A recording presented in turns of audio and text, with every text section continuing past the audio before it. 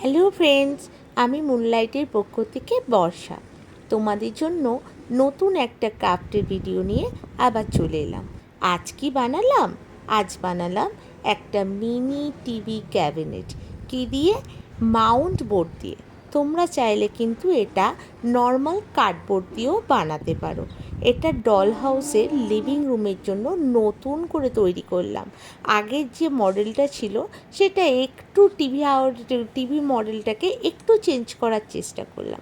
প্রতিটা step by step দেখিয়েছি, তোমরা একটু দেখো, স্কিপ করো না ভিডিওটা। আর অবশ্যই কিন্তু একটা লাইক, আর নতুন যে বন্ধুরা আমার ভিডিও দেখছো তারা কিন্তু সাবস্ক্রাইব অতি অবশ্যই করো।